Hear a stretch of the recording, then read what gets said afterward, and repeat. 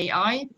I thank our leader, our head of our digital working group or expert group, Katharina, Dr. Katharina von Knop. Katharina, thank you for setting up all these wonderful webinars.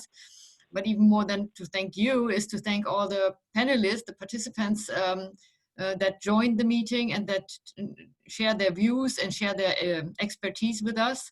And yeah, thank you very much. And we are keen for your input. Let us know what kind of topics are of interest for you, and then we'll try to meet your expectations and set up further webinars like that. And I'm now turning over to the experts, which I'm not.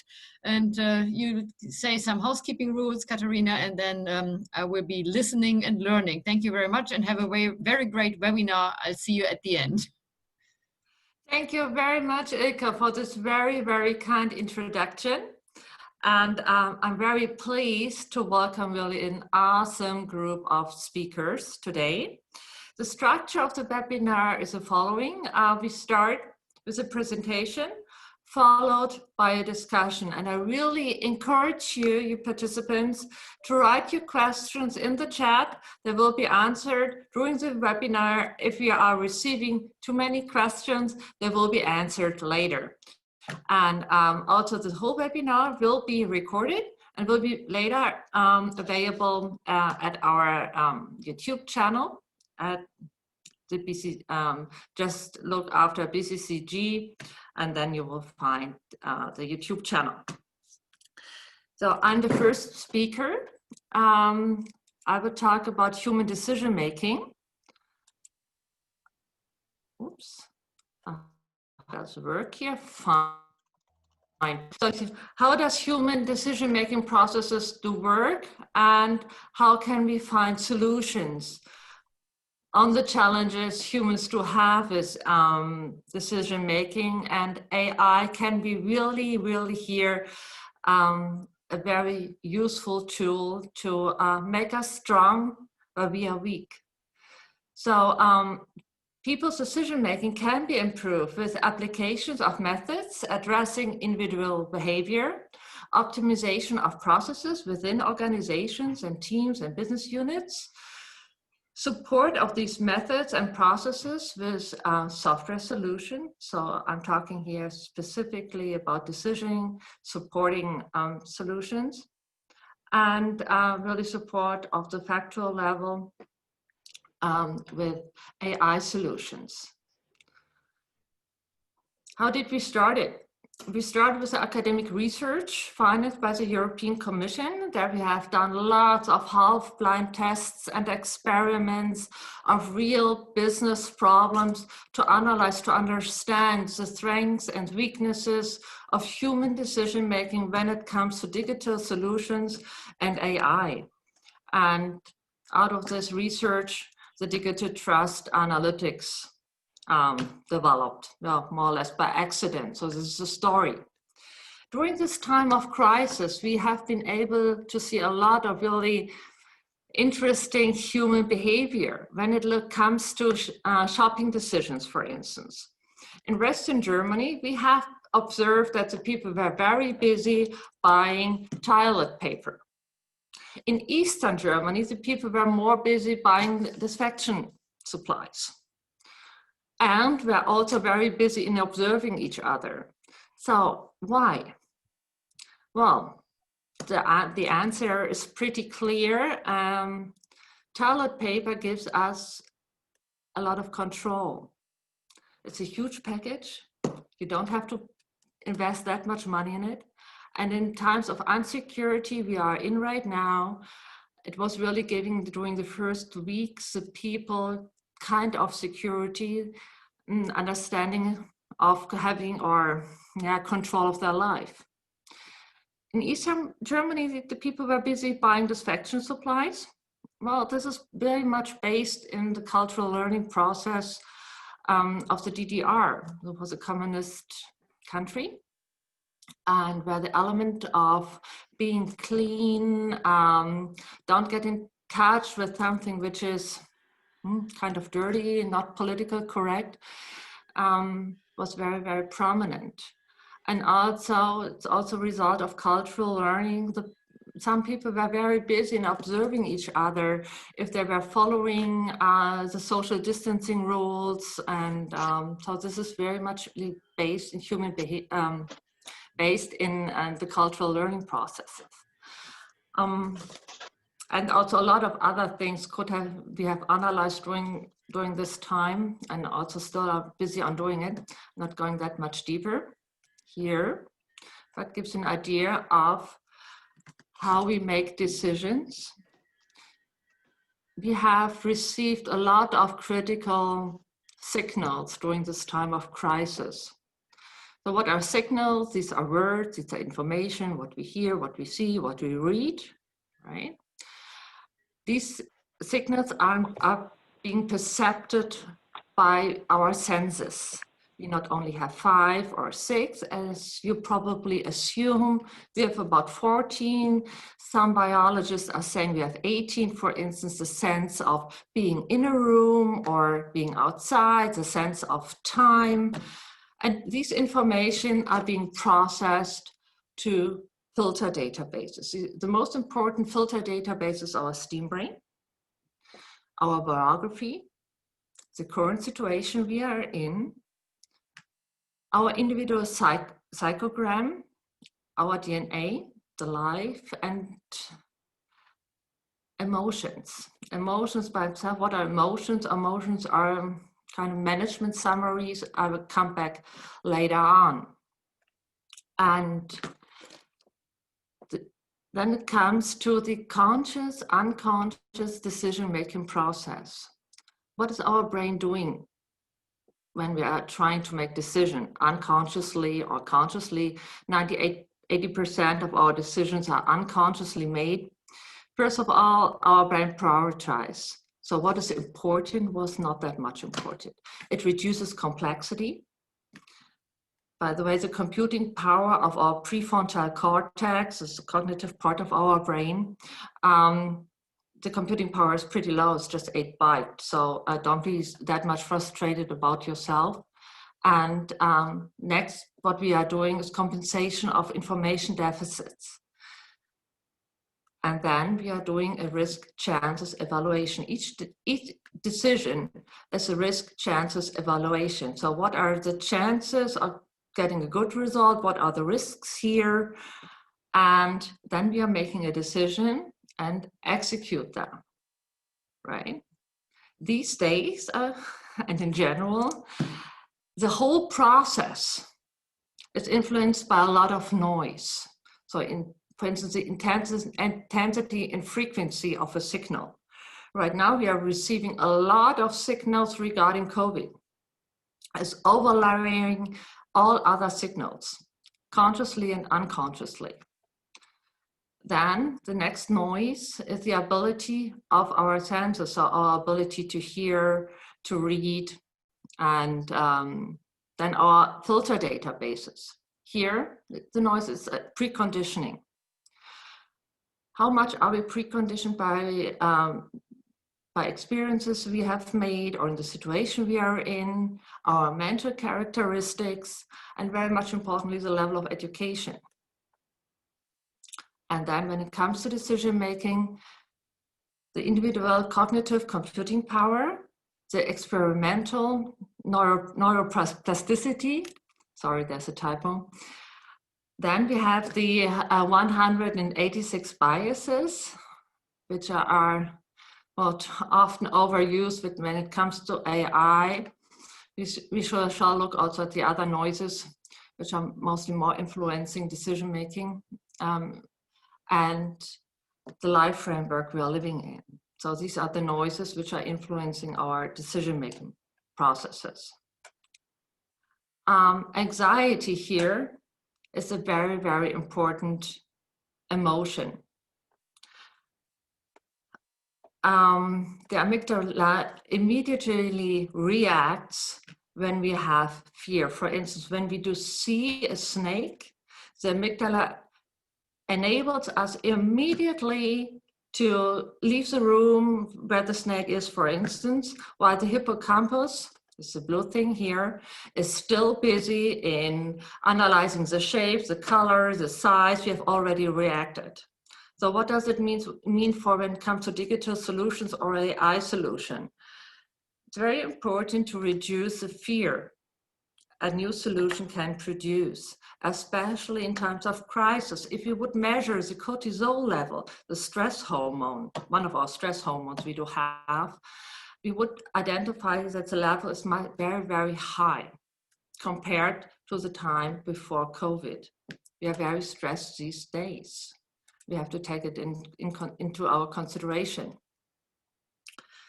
Yes, and then we have these 186 biases. They also exist, what we call, also already scientifically proven, the algorithm aversion, in code we trust, right?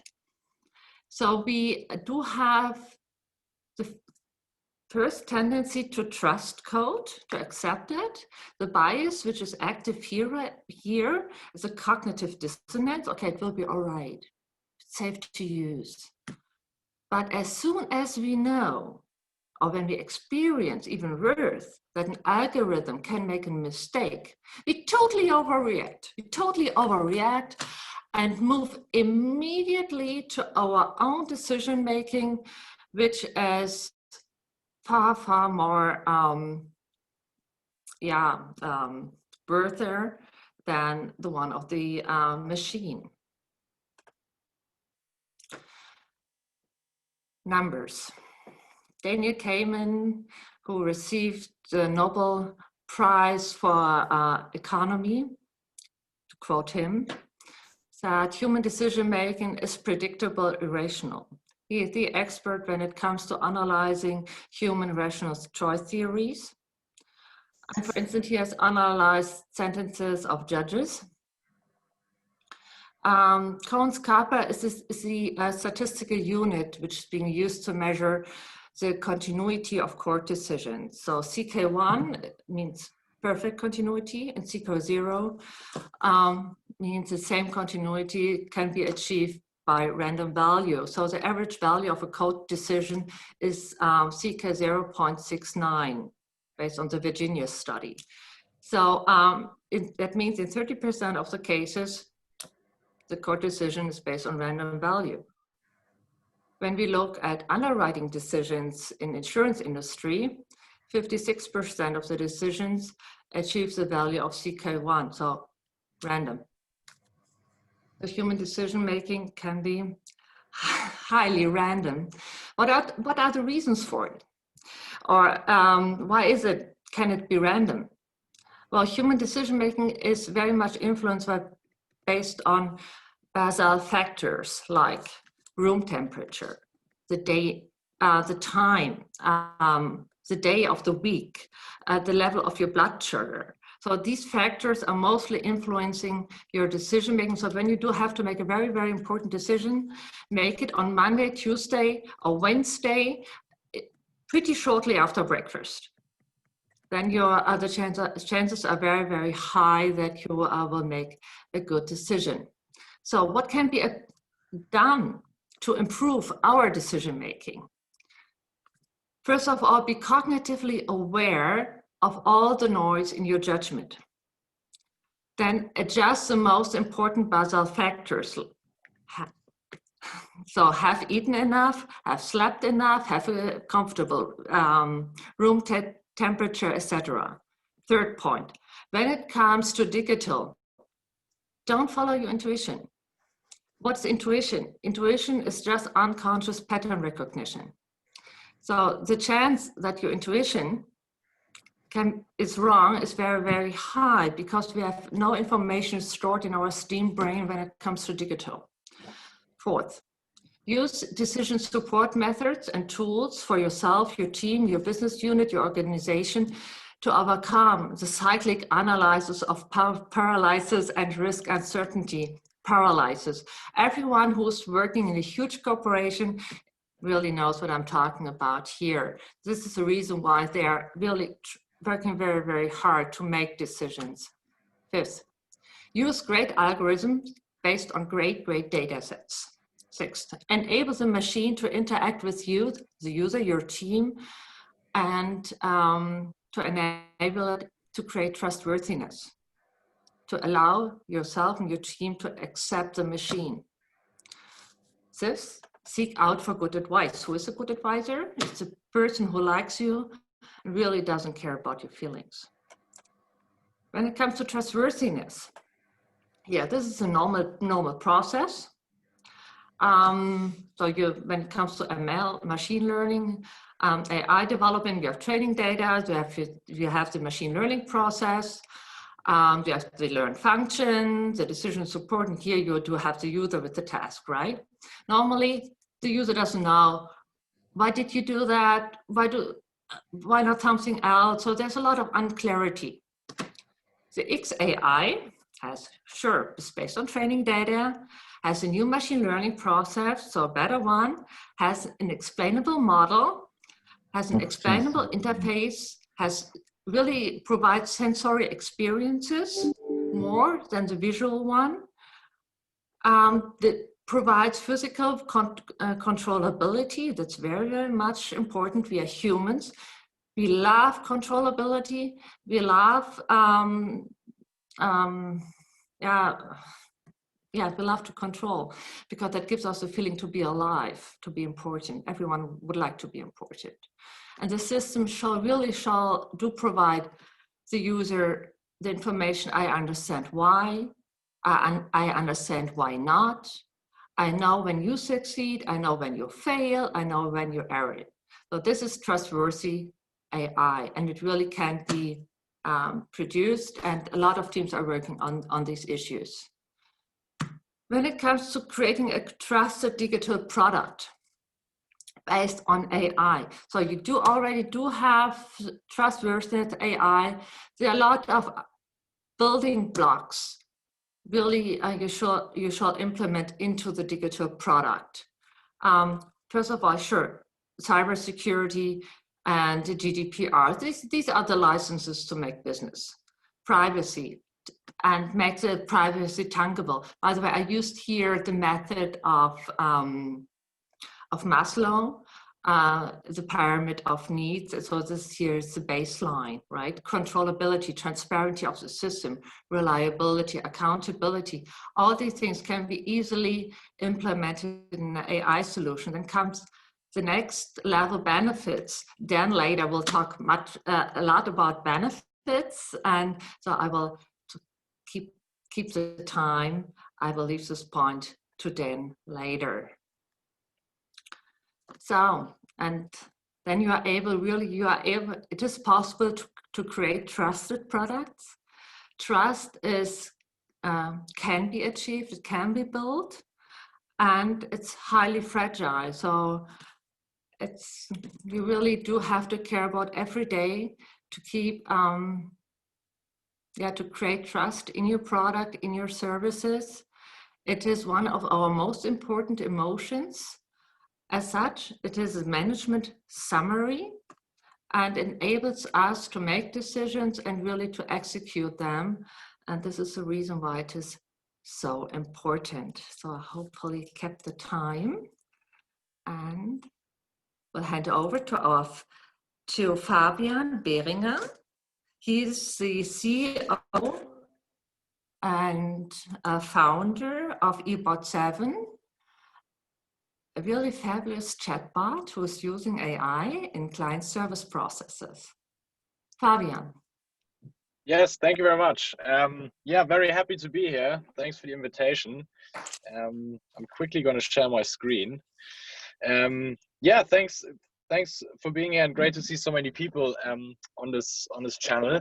I'm Fabian. I'm one of the founders and CEO of eBot7, a company that does chatbots or conversational AI for customer service operations. So we help companies to automate customer service inquiries, whether this is first level support, so just basic questions that people have. Oops, I think that's the screen one. People have on various different channels. So this could either be voice channels, so telephone calls, it could be chat, it could be email, social media, and so on. And it can be, complex processes. So it's not only just a question, but it can also be a whole process of resetting a password or insurance claims and so on and so forth. And at the same time, we are supporting customer service agents to work more efficiently. And this is also how we actually help humans to make better decisions, or actually how humans can help the machine to make decisions for them. And I will touch upon these points in a second. But to give you a quick overview, so we founded the company 4.5 years ago. We're all based, or us founders, we all come from Munich. I personally, I grew up in London for 6 years. When I was younger, went to the German school and then back to Germany. Yeah, and we started the company with the 3 of us. We're now over 70 people, with offices still in Munich, which is our headquarters, but also in London and Paris. And we're also planning to expand to the US next year. We actually wanted to do this year, but the problem was Corona, and we decided to postpone this for a little bit. Exactly, to date, we raised around 8 million venture capital, which is great to grow. And we're super happy to be in this space because I think it's definitely a space that is, has a very high growth potential, and especially in terms of value creation, there's a lot of stuff we can do here. So let me just walk you a little bit through what we do, and then connect it to how we help humans make decisions, or how we, how humans can help the machine to make decisions on its own. And the reason we founded the company was actually that we saw a lot of trends. So on one hand, when you look at customer service in general, so back in the day, I would say in 1950s, 60s, some people didn't even have a telephone. So what they did is, when they wanted customer service, they went straight into a shop, and they asked right there face to face as a person. And then a few years later, when telephone came, all companies kind of established telephones. So you were able to call them, and ask you questions. And that's also where the hotline kind of started to exist. And I think everyone knows the hotline, where people are calling, and then the hotline tells you, hey, your waiting time is 30 minutes, please wait, or hang up and call back later. And then people, when they realized that you can actually do customer service via computers, it all moved to like email and live chat, which means people were now also able to do or use customer service in a digital manner, in addition to using it on a phone line, which is obviously quite convenient because you don't have to wait on a line, but you still need to wait for replies, right? And now through the fast growth of AI, it's possible to enhance all of these processes, whether it's the phone line or whether it's email and live chat, through AI, to kind of make everything more efficient, and to ultimately save costs and a lot of time being spent. So we are focusing on increasing the efficiency and the quality, and especially the speed of these operations by automating them. But at the same time, we're trying to do this on the modern channels mainly. So that's a lot of requests we get. So the more digital channels, we kind of integrate in, which can also be Facebook Messenger and WhatsApp. Yeah, and that's how that kind of moved us to go into this market, and to solve the pain point of waiting times, and also to help customer service agents who are on the phone the whole day answering the same repetitive questions. Because believe it or not, even though you might say that AI, and that's obviously a big discussion in general, AI might cancel out jobs and will definitely change the way we work. Customer service agents do get annoyed if they have to do a password reset for someone for like 23 times an hour. So yeah, that's definitely something where I can help, and why we've built this solution. And our kind of goal was to build a solution that can be used by non-technical people. We do also have the possibility for technical people to use it, but we said if you work in customer service, the customer service agent and the customer service teams should be able to use it without any data science or machine learning backgrounds. So what you can do is you just log in, you connect your favorite channels or your favorite CRM systems, or let's in easier terms, like the systems, backend systems you already use in customer service, and then you can start using it straight away. And what we realized when we founded the company was that obviously you need data to automate stuff, right? So you can have the best algorithms, but if there's no data or company specific data, so in this case customer service requests from the past or processes being fed into the system won't be able to answer the request. Same as a human. I can speak English maybe, but if I work in a customer service for a specific company and they don't tell me what I should answer to the customer service inquiries, I won't be able to answer even though I speak the language. So that was kind of a big bottleneck we realized when working with companies. So we kind of tried to figure out a model on how companies that don't have a lot of data can still start using the system, without a large overhead of either structuring a lot of data, which can take months, or starting to generate data. And this kind of led us to the so-called agent plus AI model, which we developed. And the way this works is the following. So you have to imagine there's a customer, it could be me right now, talking to a company, and I want to know where my order is, right? So in recent times, obviously in e-commerce, there's a lot of people, or more people, ordering stuff online because they can't go to the shops, they're closed because of COVID. And then they order online, but after 2 days, they're wondering, okay, when does my parcel arrive? And now what happens is, irrespective of how much data you've put into the system, they ask this question, and the companies that implement AI in customer service, they set the certain confidence level. So in our case, in this case specifically, it's 97%. And if there's an incoming inquiry and the system is more confident in these 97%, the answer will automatically be sent. So in this case, the system would say, what's your order number, or ask a follow-up question, or actually answer the request right away. But if it falls below the confidence level, what happens is the customer service agent, so the human in this case, gets a suggestion from the system. You can see this on the left-hand side here, and can say, okay, this is correct. I sent this, and train the system. So actually, the human is saving time by just clicking through possible answer suggestions rather than writing a whole answer. But at the same time, he or she trains the system. So in the future, if the same or similar question comes in, the system can automatically answer the request on its own. Or the human agent says, this is correct, but I want to adjust something. So they adapt the message or change something, or they select a completely different suggestion. And the cool thing about this is that we tried to kind of combine the human and the AI in some way to make the AI like a co-worker, if you will, in the contact center. And this enables two things. So one thing is that obviously you get more and more automation over time because the system is constantly learning, but at the same time, you're kind of helping the human in this case to make better decisions, because let's imagine you're a new kind of employee in customer service. You might not know the best answer to this request yet, but if the AI suggests like the best possible answer, depending on this confidence level, you just have to say, yes, this is something I read on my onboarding, this is correct, I send it. And then the company can decide whether they want this specific agent to be able to actually train the system, or if they just want this agent to kind of send it off. And this is how we kind of combine these two things to, first of all, get a lot of automation, right, which enables the humans to spend less time on the topic. And on the other hand, we have the AI support the humans. So this is something that has worked quite well, and it's great because you can start with little data, and then it kind of trains through operational use without spending extra resources on the stuff. Exactly. And if you take this a step further, because it's not only first level support inquiries, you can also set up very easily more complex processes. So for example, in the insurance industry or banking, we do a lot of like card activations or claims processes, and there it's also very interesting because it really depends on the depth of integration you want to do. So like one of our customers is a big car insurance in Germany.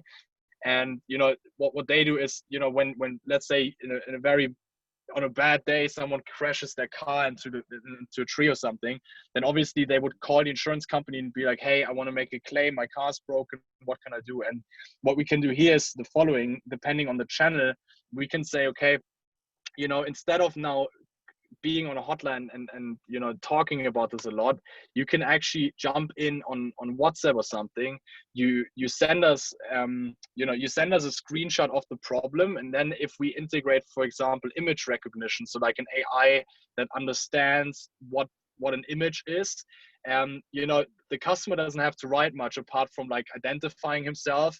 He or she sends an image, the AI kind of scans this image and says, okay, this is either your car's completely broken or it's just a minor accident or something. While at the same time, by sharing a location, someone can already move to the accident point. And this is how we try to combine it. And then by having this like automated process combined with this human plus AI, you can also get the human in the loop.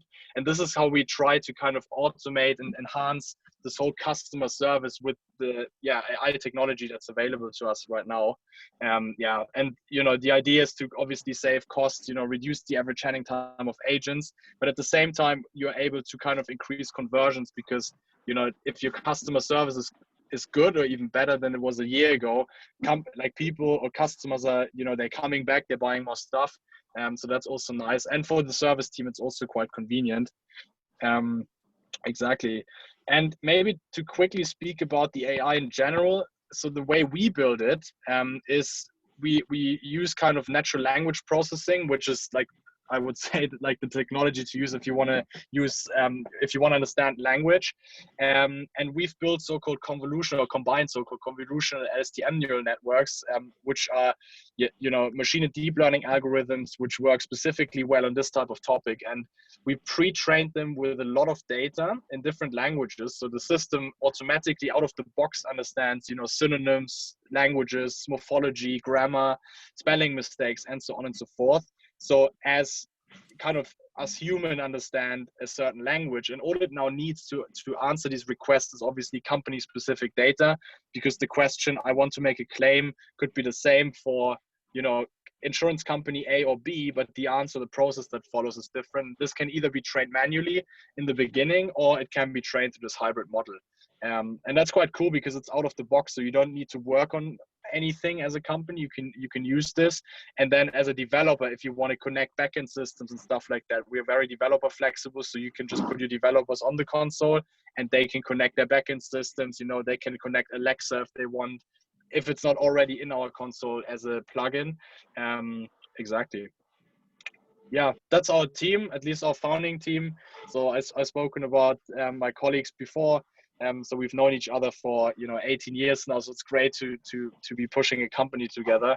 Yeah, and the idea is to kind of expand this further in more countries soon. And yeah, it's super fun to work in this space. And then that's actually it from my presentation. I'm not sure if we're having questions now or later on, but thank you very much. Thank you very much, Fabian. That was super interesting. And really congratulations to your success. And I'm really encouraging the audience to write your questions in the chat. I already have received several ones. I'm very irritated that I read that my presentation was not visible. So write me your email addresses if you are interested in, I will send them to you. Now we are coming to our next speaker. Kaz Hassan is Senior Digital Workplace Consultant at Unili. Unili is a really great company. His talk has a title, Enabling Workforces to Make Better Decisions in Times when the Home Office Becomes the New Normal. Very timely title. Hassan, the floor is yours. Great, thank you. As soon as you said that, I'm just going to double check now. Can you see my presentation?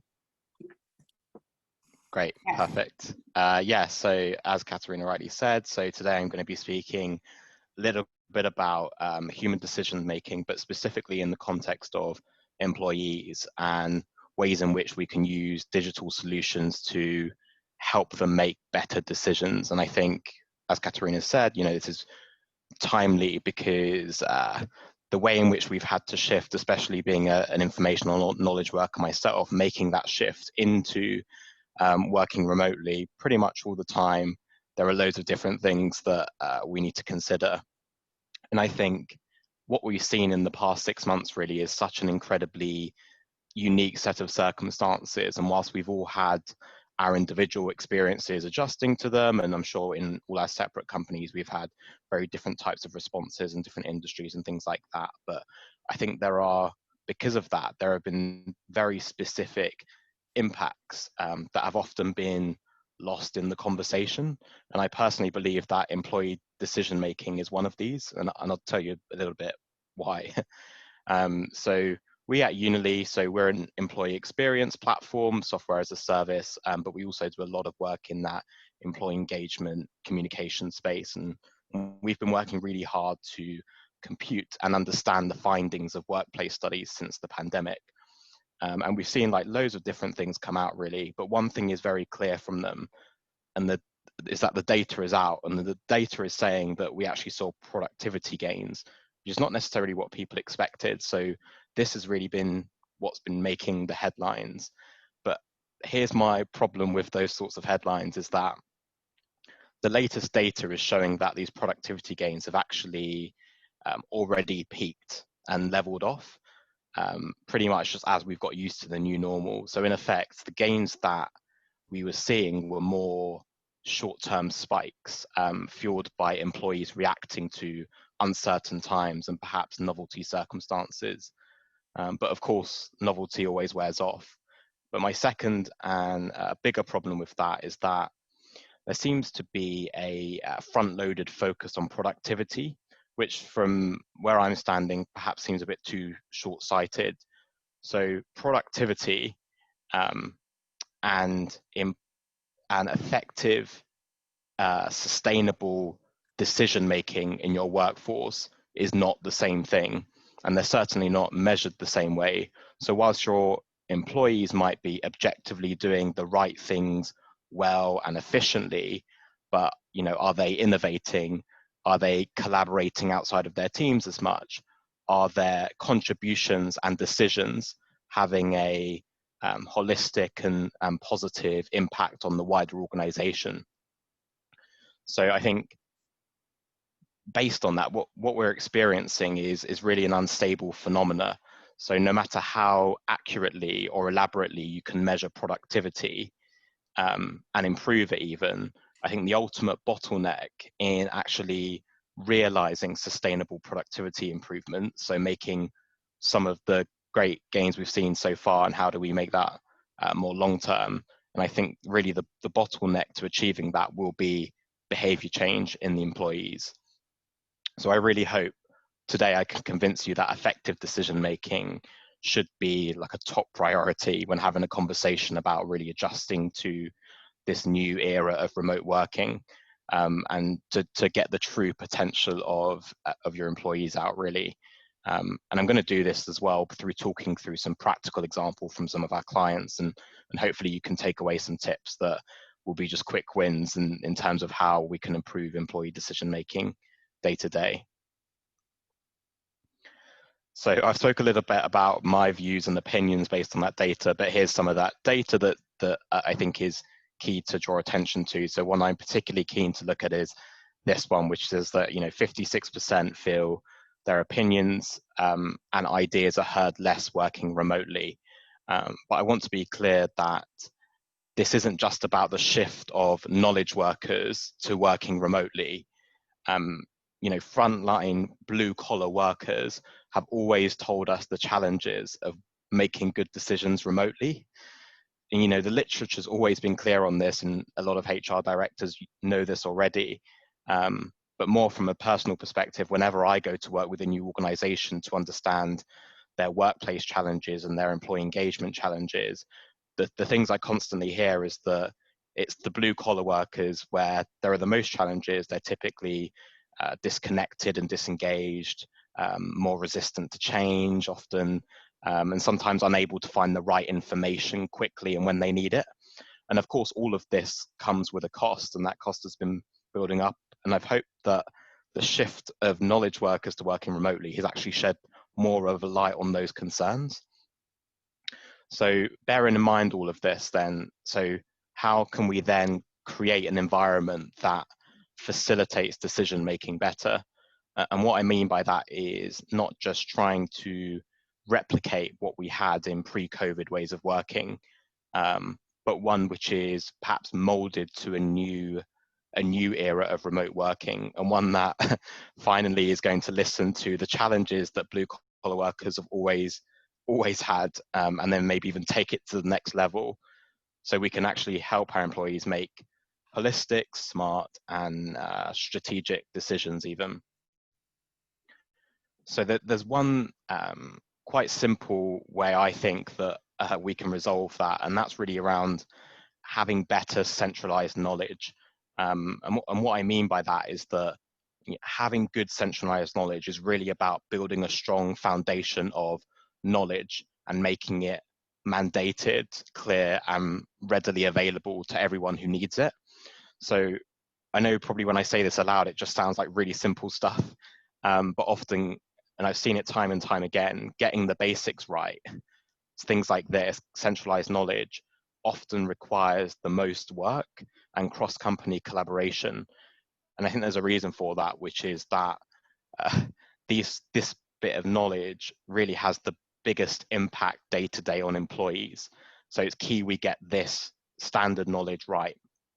And I wanted to talk a little bit about one of my clients, which is Wacker, based in Munich and across the world, really. So about 50% of their 15,000 employees were based in Burghausen at their site. And almost all of their knowledge workers were based in the same geographical office in Munich. And what that really did was that it created a culture sometimes dependent on who you know and not necessarily what you know and where you can get it. And the employee research that we did ahead of this was very clear that it said that as well, that the employees basically said that sometimes the answer to your question was, okay, whose office do I need to visit to get this sorted? So really creating what I would call like knowledge silos or information silos within the business. And these kind of silos present a huge decision-making problem for employees, especially when you're taken out of the physical office environment.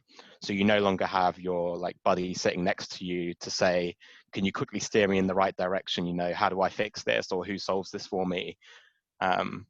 So that's really the big challenge they had. Of course, that sort of challenge as well causes single points of failure and is in itself quite a risky and inefficient way of working.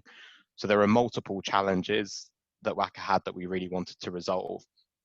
And our solution to that, working with them, was to create like a company service catalog. So they know it as the portfolio, but really it was a company-wide initiative to put all cards out on the table, what we described it as. So it was basically taking stock of everything the company does, both internally and externally, so all of those services, regardless of structure, formal structures and org charts. It was totally employee focused. And what I loved about this, going through this particular project, was that the teams were encouraged to curate their portfolio entries cross-functionally, and they were provided with like a standardized presentation layer that they could input their information into. So everything was standardized and uniform. But even more than that, what I really liked was that this particular concept and the way it's displayed was verified by new starters. So we got new starters to say, does this work for you? And it was also mandated by senior leadership. So basically what that is saying, you know, is that if this entry doesn't give you enough information for a new starter to understand and carry out a process, then it's not good enough. And we were very frank about that. So what you see on the left-hand side here is really the portfolio. So you've got all these entries here. Now there are hundreds, I think thousands of entries talking about their services. And again, it's employee focused, so it's not just on departments, but what you see here is that it's got that cool search experience, which is like Amazon-esque. You know, they can search, sort, filter to find the services that they're looking for, either by departments, which is obviously a more formal way to do it, by topics even, so which are not formal, more cross-functional topics, as well as location, of course, which I thought was really great. And what you see on the right-hand side here is a standard portfolio item. So you see here it's capturing things like what that service is, who's responsible for that service, key frequently asked questions, and updates, relevant documents, who owns that service, where that service is based, what are the related services, and key conversations. So you can actually have conversation about this particular portfolio item. And I think what I really liked about doing this was that this activity drew out pretty much the inner workings of the company. So not only was this a big step forward culturally for them, but it also brought to light some duplicate services offered by different parts of the business. So on top of the benefit of centralizing that knowledge to help decisions, it was also giving us like extra opportunities for efficiency savings. And I think looking at this PPE example, if there's ever a circumstance where it shouldn't be about who you know in the office and how long you've been at the business. You know, this is it. And Wacker really needed to effectively prioritize PPE based on individual needs as well as business needs to cause the least disruption to the supply chain. And the difficulty with this service, as well as many services across the business, is that it's not just owned by one person or one department. In, you know, in the case of things like PPE, you get one department responsible for the supply, one for the training, one for the logistics, and a different one responsible for the communications. So this sort of format for a lot of their services allowed them to centralize the management of it as well. So in return, you're providing employees with complete transparency on your services and your processes. So you see the regular updates of when there's the latest supply on PPE or any challenges, and clear lines of responsibility as to who's taking this on. So no matter who you were or where you were based, remote or wherever, everyone got the same information.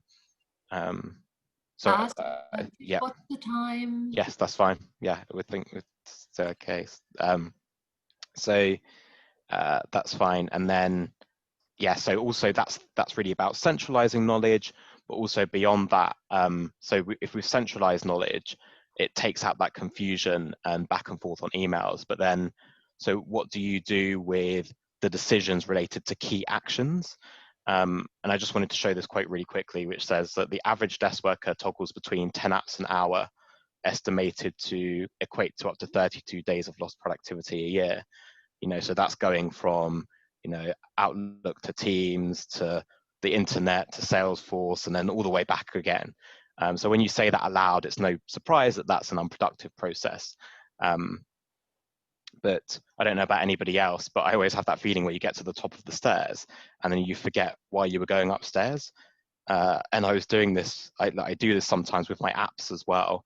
And the issue with that, aside from it being unproductive, I think that it blurs decision making going through that sort of process. And I think too often decision making is blurred by or confused by technology instead of the technology being built around key use cases.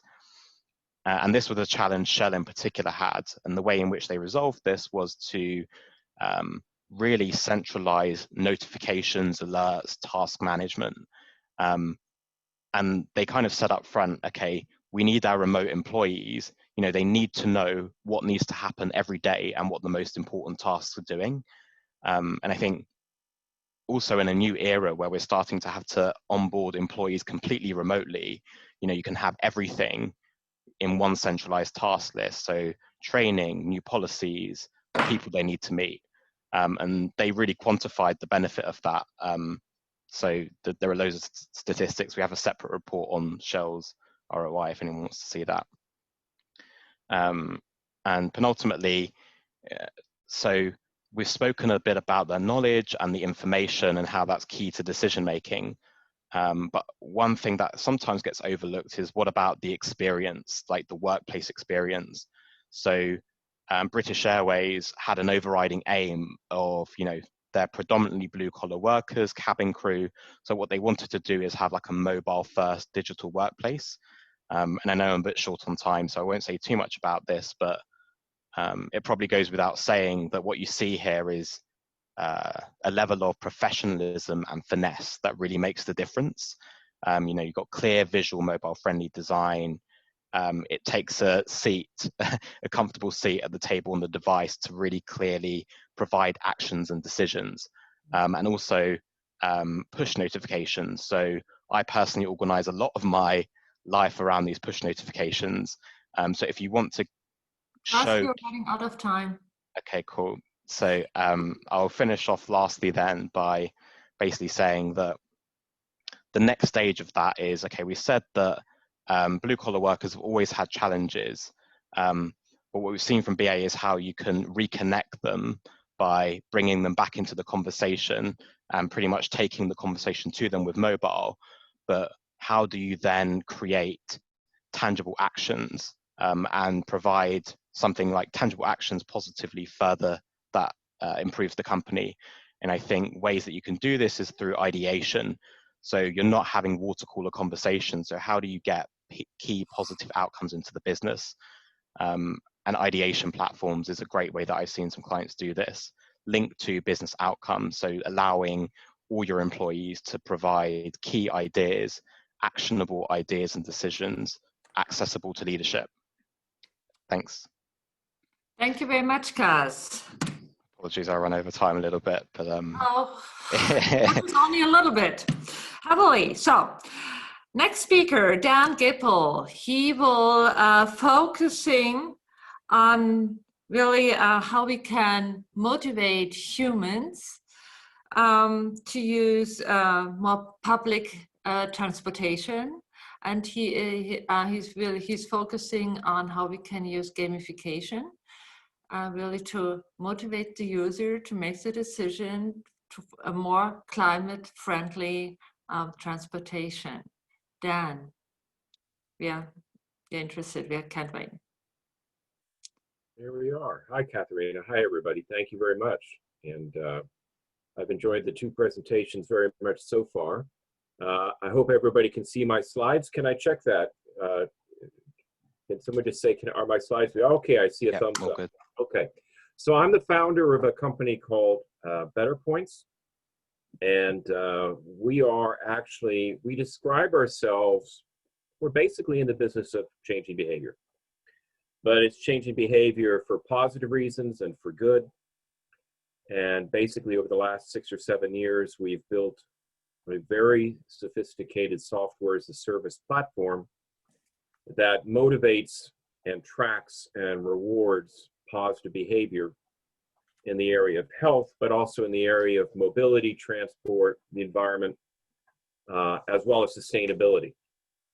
And before I get into how we do that, I'd like to kind of start with, I kind of want to follow on some of the other talks, particularly Katharina's talk about decision making, about how people actually make decisions. And there were a lot of references to Maslow and internal biases and things like that. And these things are very, very real. And when we started Better Points, I have a background. I used to work in an ad agency where I ran very big ad campaigns to raise money for charity. And there were certain specific techniques on how to motivate people to give to certain charities, and I'll come to that. But I also ran big loyalty programs and learned about customer retention, and that led me into a lot of behavioral theories. So when we started Better Points, and I'm not going to go into them on this call, but there was all kinds of things. We mentioned Maslow earlier, but one of the big things was about self-determination theory, that inside we have these intrinsic needs, and one of them is autonomy, to feel that we're independent. Another one is competence, that we feel like we're actually competent at doing things. And the other one is relationship, on how we relate to people and how these things really drive internal needs. Another critical theory, to those of you out there who like to know these things, is about personal construct theory, about how as we go through life and we actually have experiences, or we're told things, or we hear things, and how this actually shapes, we shape our view of the world. And when something comes in, there's a stimulus, there's an experience that comes in, these filters kick in and help and really help us decide whether something's a good thing to do or not. In the case of Better Points, we're essentially trying to get people who are physically inactive, who may have health chronic conditions. In many cases, most of our programs tend to be in transport, where we're trying to motivate people who have been driving their car all their life to get out of the car and to try something new. So we're talking about individuals with very, very seriously ingrained habits. These are habits and experiences that are formed over many years, where they've already decided, I'm comfortable in my car, I'm comfortable on my couch, I'm not going to go change anything. And a lot of people just don't like change, and that's the truth. There's a really scary fact that since 2002 in the United Kingdom, that the same proportion of people are using the same cars as ever. So in 18 years, despite all the climate change information and despite all the campaigns to get on public transport, the exact same percentage of people is using cars as they ever did. And most of their journeys are under 5 kilometers. So the challenge for us as an organization is, how do we actually get people to really change their behavior? So I'll come to that and I'll explain what our system does in a moment. But there is a behavioral change model that is embedded in our system. I wish I could say I invented it. I'm not that smart. But there is some professors, particularly Professor Susan Michie out of the University College London and her team, that developed a behavioral model called COMBI. And COMBI stands for capability, motivation, and opportunity. And those things, those 3 things, and how they work together to drive behavior. And when you think about it, if I'm asking somebody who's been in a deep cycle of physical inactivity to get up off their couch and go run a triathlon tomorrow, the first question is going to come up, well, I'm not capable of doing that. And that sounds pretty tough. I'm not motivated to do it. And I have no way to get there. I don't even have the opportunity to get there to do it. So in anything you're asking somebody to do, these things really come to mind. Is, do they believe they have the capability to do it? In a lot of cases, the answer is no. Do they have the motivation to do it? You know, you're asking people to get out of cars. Do I have the motivation to get out of my car in the middle of COVID-19 and get on a bus? No, I'm not particularly motivated to do that. Do I even have the opportunity to do that? Well, there's no bus routes near my house. No, I don't have the opportunity, so no, I'm not going to do it. So behavior change programs with regard to this model, on the right-hand side of my screen, I have what's called the behavior change wheel, which as you're creating behavioral change programs, and I promise I'll come to the artificial intelligence part of this in a minute, but I'm just setting up what we're working with here, that you can use education, you can use training, you can use enablement, you can use incentives, you can use all kinds of things, socialization, to motivate people to discover, yes, I do have the capability, or I can get the capability. Oh, I am motivated, and maybe there is an opportunity to do something. So what we actually did is we combined these behavior models, but particularly this COMBI model, in a system that we call a behavioral change management system. And this behavioral change management system has this COMBI taxonomy in it, but one of the things we do is every single program that we do has a very specific user journey. So we run for local authorities and healthcare systems, transport companies. We will create a branded program or a white labeled program for that organization. And we will create a user journey that moves their users, their target audiences, through a series of steps. And in doing so, we will learn about who those users are, and then we will adapt that journey. We will actually adapt the journey so that it is far, far more tailored, and it is segmented by behavioral, psychological, physical cluster groups. So the user journey is pretty simple. Make people aware of a situation, engage them, and then you have to relate it to some sort of impact that's going to relate to them. You just can't say the world's going to end in 30 years because of CO2. You have to make it relevant to them personally. And then you have to say, well, you know, for example, did you know that you'll spend an extra 2,000 euros next year staying in the car than if you cycled? Okay, then if you're going to say that, you have to inform them of the options on how they can get out of that situation. Then you need to motivate it. And this is where things like incentives and things, then you facilitate it. Yeah, and you can facilitate by giving them routes, by giving them bicycle training, by showing them walking routes. And one of the key things to behavioral change and this decision-making process is you have to give prompt feedback. The system has to notice that you did this. And then you have to come back and say, we noted you did this. Well done. Why don't you do this tomorrow? And by the way, here's a reward for you for doing that. And then one of the other key elements is socialization. Once people enjoy doing something, they like to talk about it. And when other people hear that somebody else is doing something, it helps them motivate. So then the question is, how do you embed that kind of user journey from a technology system, and how do you begin to use machine learning and AI to start to really deliver what you're trying to do?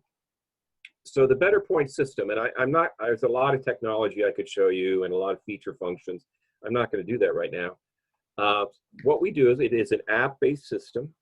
Each app is branded by client.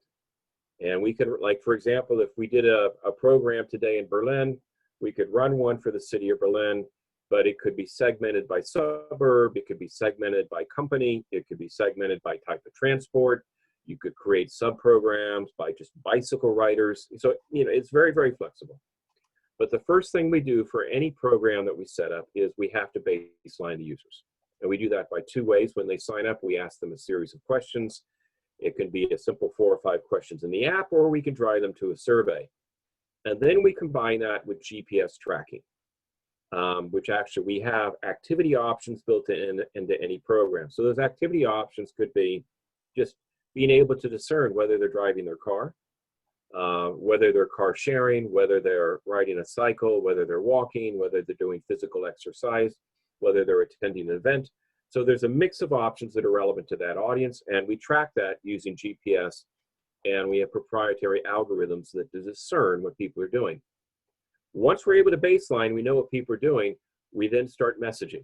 And those messages are very appropriate. So if I'm a bicycle rider, the messages will be very different than if I'm somebody that we've discerned is completely physically inactive. So the first basic level of machine learning here is just basic, simple decision trees.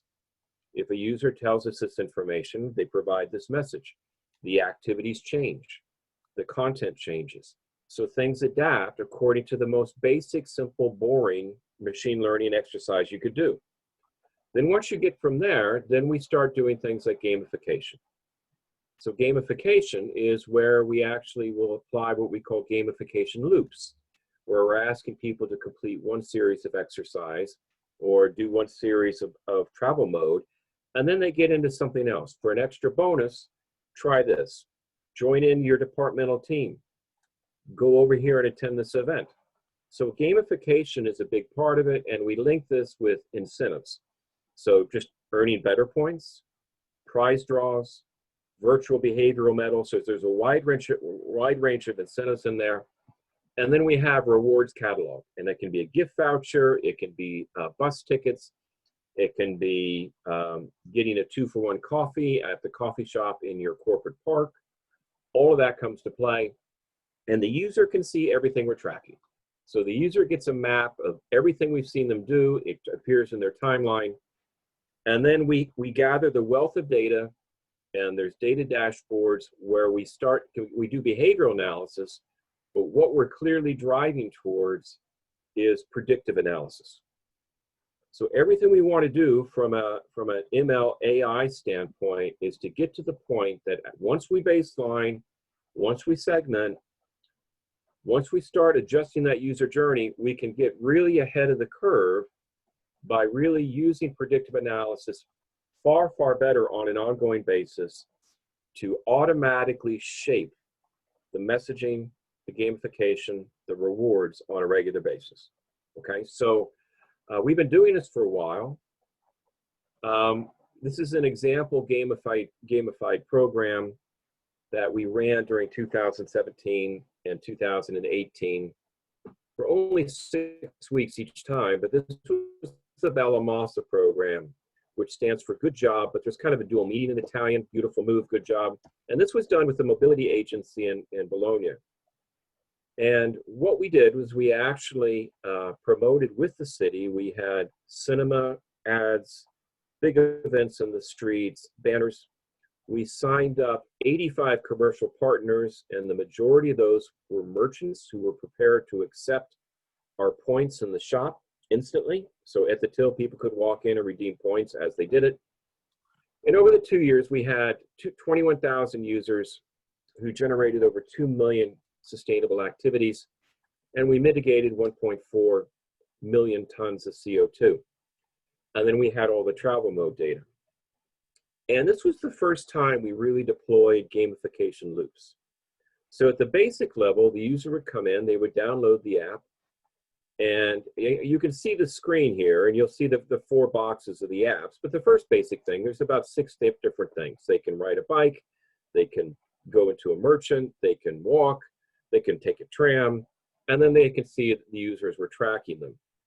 And then finally, they're awarded their points and they get discounts. They literally walked into the shops in Bologna and they were able to redeem. They got their ice cream, they even got beer. We don't do that in UK, by the way. It's more exciting in Italy than it is in UK for this sort of thing. But then we did extended loops. So once somebody had been through the basic loop, they would be presented with other types of loops. So use the app at least 5 days a week, earn extra points, get more discounts. Join special events, earn extra points, get more. So we've moved from there to getting more and more sophisticated, changing the incentive mix, changing the messaging, changing the level of rewards, giving people for bonuses for signing up other people. Today, the system, we encourage departments and organizations to sign up people on teams, have competitive leaderboards. But the more, where we started all of this was manual, it is becoming more and more automated, largely using machine learning. And I want to be very careful about the use of, you know, it gets fuzzy sometimes between machine learning and artificial intelligence. But you can see where this is going is as the system learns, as the system improves, AI becomes more and more to the front of what we're doing. And you know, one of the things that we learned early on is, I'm sure many of you out there have wearables, and there are wonderful wearables out there. And like one of the favorites, of course, is Fitbit. But one of the key learnings from wearables is unless the wearable responds in some kind of personalized way, recognizing what that user did, then there's no way the user is going to stay with it. And I think that it's the discussion we heard from the other partners, from Kaz and other people, that if people don't hear some sort of personalized response on their voice prompts, they're not going to be happy. They're going to disappear instantly. So where are we going? We've actually entering our second major app platform, a platform called Ionic. And we've already have proprietary algorithms, but we're deploying more and more advanced statistical techniques to understand what people are doing, moving forward into much, much better predictive analysis of how people respond. And then we come to ongoing dynamic categorization of people, and then the user journeys adapt in much more responsive real-time environments. And that includes all the elements I showed you on that page. So as we go forward, the system recognizes the user much better, much friendlier, and much more responsive to who that user and what it's doing. So I think I'm going to pause there, but I hope that makes sense of what I covered. And that's what we're doing. Thank you very much. Thank you very much, Dan. Really, really interesting and very enlightening how human behavior can be addressed and changed for a good cause, really, and especially climate change. It is a highly important issue. So I'm really encouraging the audience to write your questions through the chat. We're starting now with a discussion. So I'm starting here now with the first question. What are some of these algorithms that can be helpful in decision making? So first of all, what is an algorithm? An algorithm, in its core, it is a rule, right? For instance, you can develop for your day-to-day life kind of these algorithm rules, how you make decisions, on which basis, which criteria you do make decisions. So and the algorithm, to be more precise, a mathematical formula. It is being developed to address or to solve these general algorithm doesn't exist which are changing or addressing human behavior. Comes up Depends on the data set and the problem which you would like to solve. And next question. Could you talk again about the noises that impact decision making? So I'm answering these questions because they were addressing me. So, so what are noises? The noise is, for instance, how hungry you are, how high is your blood sugar level. That creates a lot of noise. How relaxed you are, how stressed you are, and all these, for instance, your education. If you don't have education, you're perceiving a different kind of noise compared to when the person is highly educated. Or if you have perceived during your life intense trauma, it also creates a lot of noise. Or when you do have to make a decision inside a highly political organization, where when there's a lot of competitive behavior surrounding you, you will make different decisions. You're like, okay, maybe this part will make person X angry. Do I have to please my sponsor, right? So was it a sufficient answer to your question? Do you have additional questions? Sama? I think I asked you also one more question, that to what extent these AI assistancy is already developed and is already in place. Because the examples that you were saying, they were mostly daily decisions, and I just wanted to see the depth of these algorithms that can assist human for making decisions. There are really a lot of teams working on trustworthy AI, and a lot of research is underway and also implemented. For instance, one example, we built a digital twin to support decision making processes of doctors for addressing a specific disease. There we have identified that when the system produces a totally different answer than the position was of the physician was not willing to accept the advice or the decision support of the system. There we really have implemented everything what we have identified, and at the very end was successful. So the physician, we have achieved the level where the physician was happily willing to take the consideration of the system or the advice of the system into consideration. So that's very interesting. The indication of trustworthiness comes in different, very, very different flavors.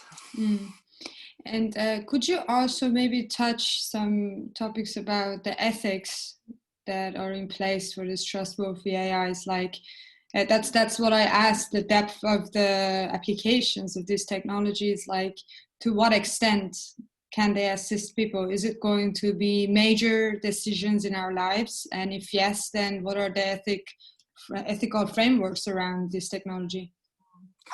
Well, when it comes to ethics are very, very difficult, because each one of us has a different ethical set, and ethics are changing. And I'm not an expert on ethics,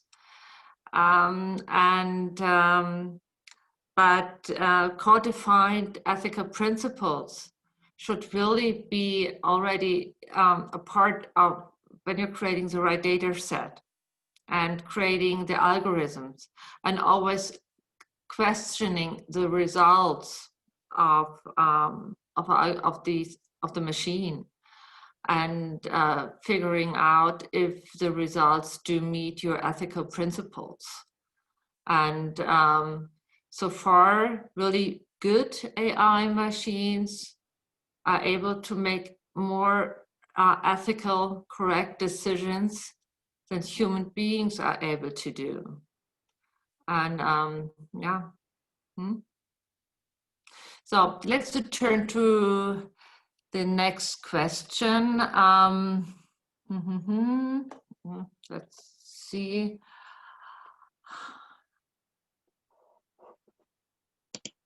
So, Sandra, how can we best restore trust after user had a bad experience with AI or other expert system? So I would like to open this question to the audience. Dan, what is your answer to how can an AI system restore trust after a user had made a bad experience with an AI system? Do you have an idea?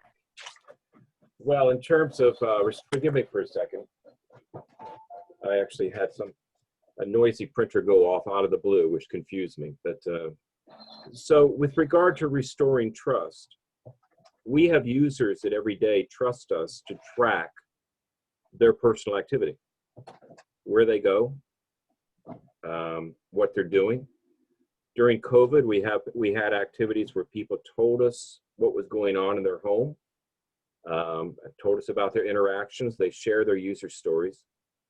And the way we ensure we use trust, obviously our terms and conditions, we never market to people. We never ever share their information with anybody.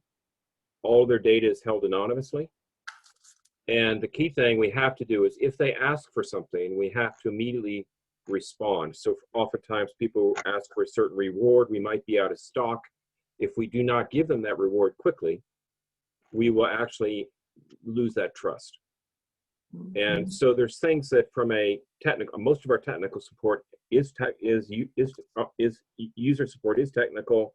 We use digital help desks, and if we do not respond accurately and quickly, we lose trust immediately. The second way we lose trust is if our system does not track what people are doing.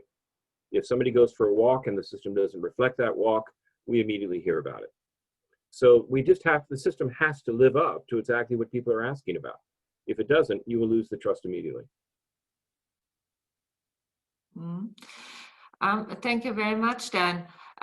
Fabian, when a client is using your service chatbot and receive a wrong answer, so in this situation, the trust to the system can be can be disturbed.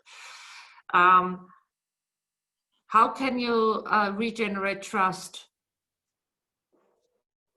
Well, I mean, this kind of reason we built this hybrid, right? So in our case, the AI only automates if it is confident enough. And if it isn't, it kind of loops over to a human. So you, by having this possibility to always jump over to a human, you automatically create trust because it doesn't seem like that the customer is left alone in that way. On the other hand, I think that, you know, when people think about AI, why should they think differently about AI, like automated AI answers, than they should think about a human answering them? Because obviously in our case, in customer service, there's also humans sometimes that don't give a perfect answer, right? Errors can always occur. And, you know, then do we also have this discussion of how can a company reinstall trust in the customer? So I would rather see it from like a kind of you know, process point of view, where we would say, if you lose the trust in the customer, what can you do as a business to reinstall this trust? Can you give them a discount? Can you call them back?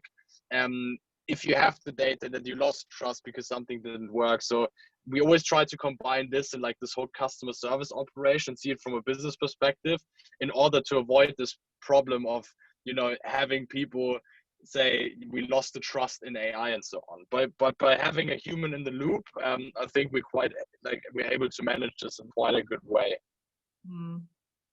Thank you very much, Fabian. Well, really to generate real trust is, from my perspective, really, really hard work if a human once have lost it, especially when it comes to AI systems. Humans do have this tendency really to overreact. And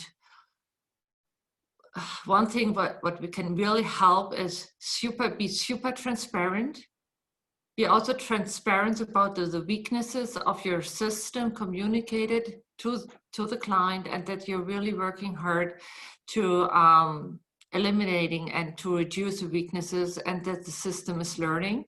It's a learning system.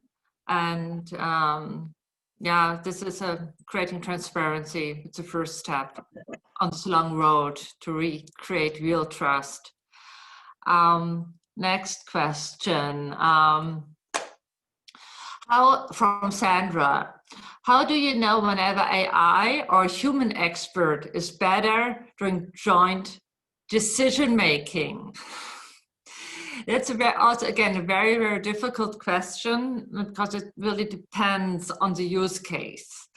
Well, the AI system, the machine, just only can be as good as the data is and the algorithms are and the time period the machine had to really to learn.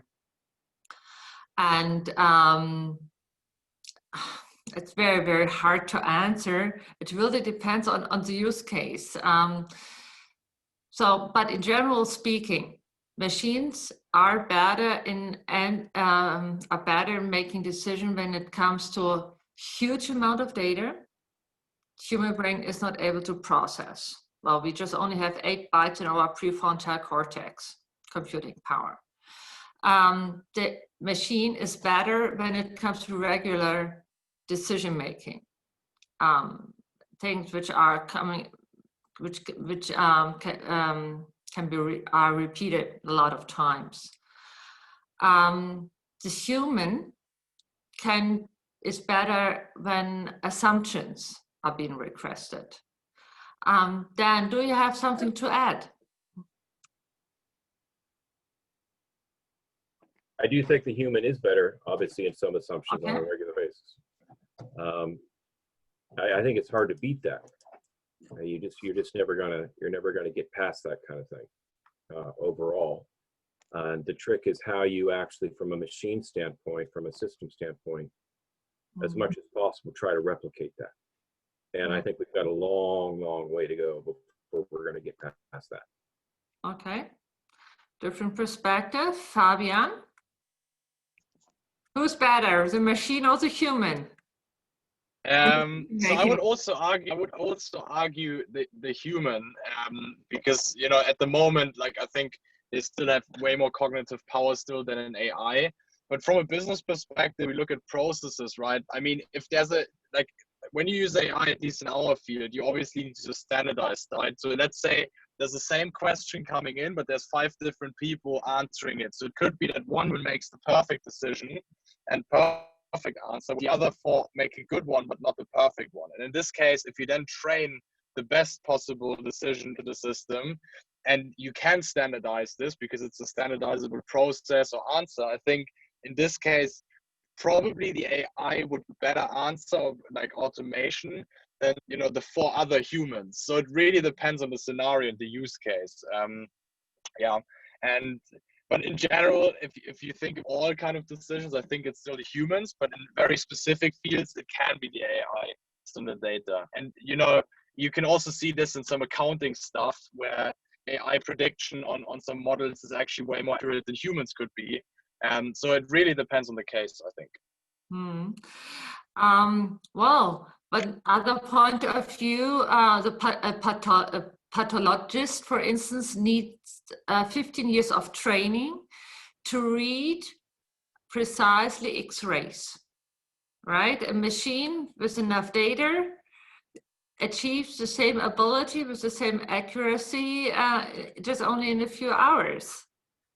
So when it comes to efficiency and learning and producing really good results in standardized processes, an AI system can be a very good support in producing, supporting human decision making.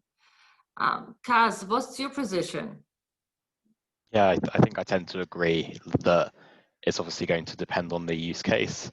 I think from, let's say from an employee perspective, we see that the people element of it and the connection and the interaction is something, of course, that people still value very highly. And there's a level of like confidence and like emotional connection that comes with that people value. So I think that I would agree in the sense that I would probably still say human, just because of the human connection element and the ability to take on board the emotions and the feeling and the interactions. But that said, of course, it does depend on the use case. So I've seen it like using AI solutions to, let's say if we're trying to help people make decisions on very process-driven things, or things with a lot of information which require a lot of big data to provide the best decision. I think that specific use cases like that would definitely benefit more AI from more human.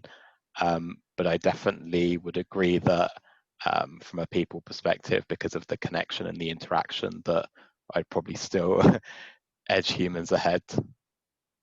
Okay. Can I add in one comment on that, Katharina, Sure. if I can? In that there's something that AI will never be able to replace. And in terms of influencing people's decisions and how they make decisions, so much it resides in the area of emotion and socialization and relationship. And no matter how good an AI system is, or how good a system responds, it's wonderful and it's great, and we need to do it, and it's terrific. But I don't think anything that people do respond when people, if you look at the area of customer loyalty, why do people remain loyal to brands? Why do people remain loyal to customers? It's about relationship factors. It's about how they're treated as individuals, as people. Did they meet somebody that they had affinity with? Did they meet someone in a shop that they really liked, that knew their name? And as wonderful as our systems are going to be, it's going to be real tough to get past that one. And here at Better Points, our entire goal is for people to become emotionally engaged, to be socially engaged, to feel like that they're benefiting from a really deep Maslowian self-determination theory, you name whatever the theory is. The entire purpose is to get people genuinely feeling emotively that they're really achieving it, they're really doing what they need to do personally and from a positive standpoint. And so I just think there's going to be limits. Maybe I'll be wrong 20 years from now, but I just think there's going to be limits. Yes, So. we are humans, and emotions are there to enable us to make decisions and to execute them, and on a very, very efficient way. We are humans, and this will not be changed, even not by the best AI system. And a good technical solution is a good one, which is really engaging with the user and to address all his senses, to interact it, so that that allows us to accept the system. And yes, we are humans. Next question comes to Kath. I know, how many employees that consciously set themselves up as knowledge silos to make themselves indispensable? How would you manage that, developing a knowledge repository? Kath? Yeah. So that's an interesting question. I know, again, we're short on time here, so I'll try and make it brief. But I think there's obviously that's kind of leading question. I think there are definitely examples that do that. So in the Wacker example I spoke about, there was a lot of socializing those sort of concepts and the idea behind it and what the principles and the values of that were, and getting that back up, which kind of forced the hand for a lot of the people in the business. I don't think that's massively prevalent everywhere for the records, but I definitely think there are pockets of it that cause those sort of silos. Another element of it that we didn't necessarily touch on is through using conversation and social features and stuff, the more transparent you are, the more technology you use to help give that transparency, it pretty much allows you to expose the things that are knowledge silos, and we do it internally at Unity as well, in the sense that where we have like product Q&A, for example, and then giving that transparency to the business starts to expose where the gaps are and where the knowledge silos are forming, which will allow you to take action on it. Yeah. Anything to add from Fabian and Dan? No, there's silence. Okay, then coming to the next question. To Dan. What is your business model, consulting and use of Saas platform, and how long does it take to design a project before it goes live? Great question. Our business model, we are B2B, but you could probably describe us as B2B to C, so business to business to consumer. Everything to the consumer is free. So it's a software as a service. It is a pretty classic business model where with every program that we run, it is fairly customized using our system, because there's a lot of features that can be used for customizing. So we do a setup charge, and then we have a monthly license. And then on top of that, depending upon how sophisticated the program is, some programs will be like a campaign that run in the city for 6 weeks, and it's not very. It can just be get out of your car and walk. It's not very sophisticated. It basically runs itself. There are other programs that are far more complicated. Healthcare systems where you're trying to motivate people with chronic conditions, where you're actually doing a great deal of gamification, a great deal of segmentation, and then we have to charge sometimes for professional services. So these are program management people, implementation people, engagement people, and then we actually have a budget for incentives. The Italian program I mentioned in my presentation is essentially, that program had what we call virtual incentives that had no financial value. They were able to walk to the merchant, and the merchant just gave them the item for free at a discount, or at a discount. So it's a fairly straightforward model in terms of how we do it. And I'm sorry, what was the second part of the question, Katharina? How long does it take to design a project before it goes live? Yeah, so a typical project takes 6 weeks. Our system, we can literally put up a program in 2 weeks easily with the system. In fact, we can do it much shorter than that. It's really sitting down with the client or the other stakeholders and say, what are the objectives? Who are the audiences? What do we know about them? What are they currently doing? And really planning that user journey, planning the messaging, planning the content. What are the activities we want them to do? What are the incentives? What are the rewards? What are the gamification? And then how are we going to launch it? How are we going to communicate it? How are we going to acquire it? Who has to be in? Do we have to sign up merchants? Who else has? So it takes at least 5 to 6 weeks to get that kind of act together. So most of the prep time has nothing to do with the system. It has to do with the planning. Fantastic. Thank you very much, Dan. So last question, last round. Your interesting a topic we didn't touch yet, predictivity of AI. Where do you see the most potential in creating predictive value of your solutions, of your business approaches? I would like to start with Kaz. Sorry, could you repeat the question? Where do you see the most advantage regarding predictivity focusing on your business solution? That's productivity, right? Or predictivity? No, predictivity. Predictivity, okay, cool. Yeah. So forecasting. Yes.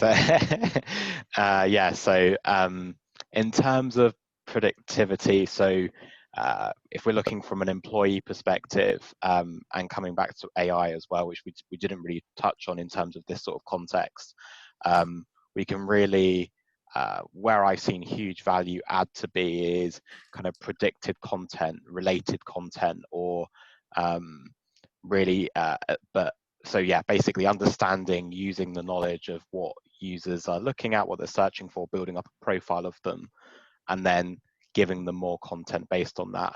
But also one thing we haven't touched on a huge amount is search. And I think the best way in which you can really make time savings is through predictive search, really.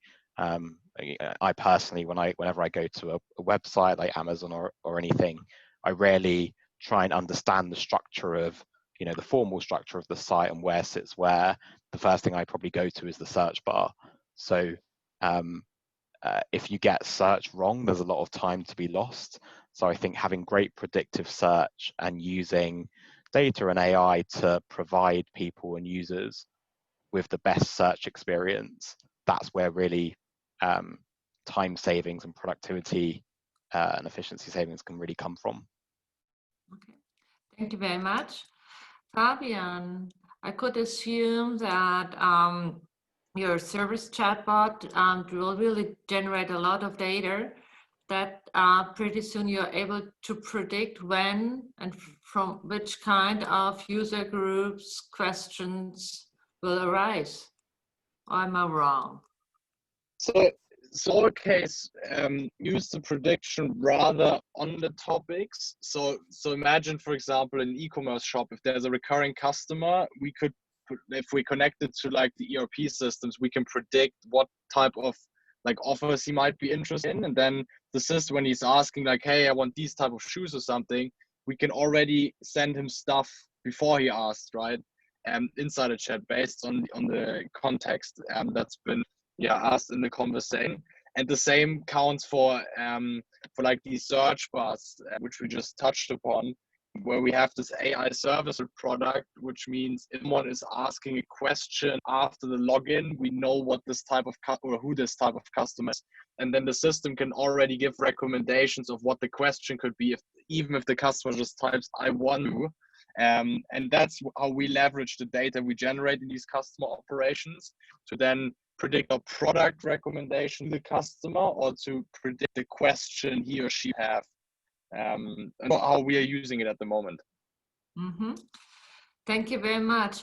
Then when it comes to public transportation and motivation with gamification of the users, are you able in your project to implement prediction forecasting about human behavior? Yeah, we're getting there. As I said in my presentation, we are trying to move very quickly towards predictive analysis. I can fairly readily say to our clients, if we identify certain target audiences based upon the dozens of programs that we've already run, we can state with a reasonable degree of accuracy, plus or minus, how people will behave. How many people, if we know we've got 1,000 people in their car every day by themselves going to work under 5 kilometers, we can generally tell within reason what people will do. And we do predict that. We do predict a return on investment. But to be honest, that's still very clunky. This is still embryonic because there's so many variables. There's so many variables. Is somebody disabled? Do they feel safe? Do they have children? Are there health issues? Why they can't do that? There's so many variables involved that it's very, very difficult. So one of the key things with predictive analysis is it's very circular. You got to have a baseline. You got to understand who the target segments are. You got to understand their needs, their circumstances. And then once you baseline and you've got people signed up and acquired, you can do far more predictive analysis of what you believe will happen. And then start segmenting, start doing dynamic categorization. It's just very difficult to say, okay, well, here's 200,000 people, what's going to happen? We got a long way to go, but it's getting better. It's just going to take time. It does take time, and the human being is always a surprise. It's really, really surprising how humans behave in very specific situations, even though we are able to identify patterns of behavior. Absolutely. And there's a lot of room for future business improvement, for improvement of AI systems. And I would like to thank you, all of you, Fabian, Kaz, Dan, for your Can I time. ask a question? Oh, sure, shoot. Sorry. Dan, I have one question. Are you active also in other sectors, or your framework only applies for mobility solutions? No, we are active in we do corporate staff engagement programs, productivity programs. We do health and well-being programs. We do programs with housing associations. Anything where you've got an audience that you want to get engaged, we can do that program. And it's really, so, you know, we work with major reward program providers. So there's a whole variety of things. Mobility is at the moment, it's such a hot topic in the world, from a climate change standpoint and congestion in cities, and health and well-being. That has been a real kind of vanguard for us. But we do a very, very wide range of programs. So you said at the beginning you kind of have a survey where people, based on the answers of the people, then you will adjust like the content that they will receive. Correct. So do you call that a kind of a personalization for users? Yes, it is. Well, let's be careful. How far do you take personalization? The system will respond at the moment with automated messaging, depending upon what somebody does on an activity basis. So if the system sees a certain person, an individual, do something, then it will respond on an individual personalized basis. But more often, you're trying to categorize and segment people according to that baseline and putting people into cluster groups for a similar user journey. So there's basic personalization, but is it as far as you or I or anybody else on this call would like to be able to do? No, not yet. That's, you know, these are goals we're reaching towards. Thank you so much. Thank you, Stama. So again, thank you for attending our webinar. And I'm very sorry that my presentation was not visible. A notice would have been helpful. Yes, and now we do see Ilka. Maybe you have some closing remarks to the audience. I would like to thank all speakers, Fabian, Dan, Kaz, really awesome. You all have really fabulous business models. Thank you very much. Thanks, Katharina. Bye, everybody. I want to thank all of you as well, and I'm very thrilled, and I learned a lot. I'm not sure that I fully understood everything, but I think we had a great, high-level, competent panel today, and I hope in other formations that we can see you online again. The colleagues in London also planning things like that, and I think AI and customer models are extremely important for the future. I think Corona has shown us that online and these kind of marketing instruments and insights are extremely important. So the topic will go on, and from my side also, Kaz, Fabian, and Dan, thank you so much, and thank you, Katharina, and enjoy the evening, and see you again, hopefully. Bye-bye. Great. Bye-bye. Bye-bye. Bye-bye. Thank you. Ciao. Bye. Thank you all.